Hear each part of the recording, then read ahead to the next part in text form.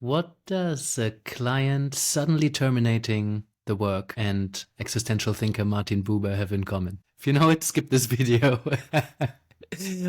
Basically, in a recent supervision group, I've had a coach who started talking about a client just not disappearing, not missing in action, but just terminating the engagement suddenly. Just like, I don't think I need another session, bye. And it leaves coaches in a difficult spot, because not just for existentialists, but endings are actually quite important. Wrapping things up, bringing things to a close. It's a natural human thing to want to end well. And even if things haven't ended well, just to tie a knot, bring it to the close, have a, maybe not a ceremony, but like a get together, a goodbye, a handshake, a wave, and a marking of this chapter being over. And when you do it in passing through a text message or an email, it just leaves a lot out in the open. Assumptions about what does this mean? Do they really mean those words? Is it me? Is it them?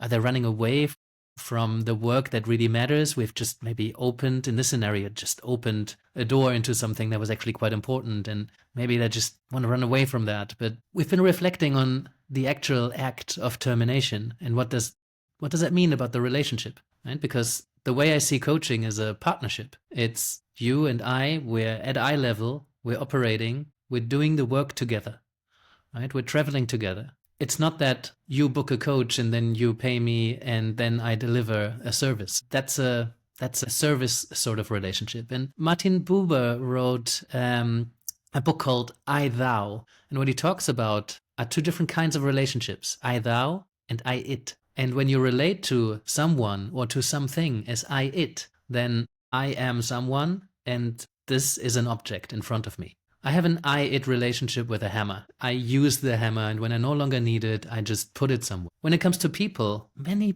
people relate to other people like that. I'm going to use you for something, and then I'm going to put you somewhere, and maybe later I'll use you again. Super common in the organizational settings, but also like scarily common in personal relationships. So I think coaching can have such an impact as sometimes someone who has a lot of I-It relationships being related to in an I-Thou way, just being with each other, two human beings sharing the same space together. And a coach can emanate that by the way that they are being present, by the way that they relate, by the way that they respond. And it creates an immediate partnership. And there's a lot of games that people play, right? And this is about Eric Berne and transactional analysis, that people respond to each other in different ways, parent to children, or children to parents, who can be quite rebellious or stepping in to rescue. It's based on similar ideas of how we relate to other people. And we want to meet people, not just at eye level, adult to adult, but I-Thou goes further. It's the being with. I can be with a hammer in the same way, or maybe not as a being, but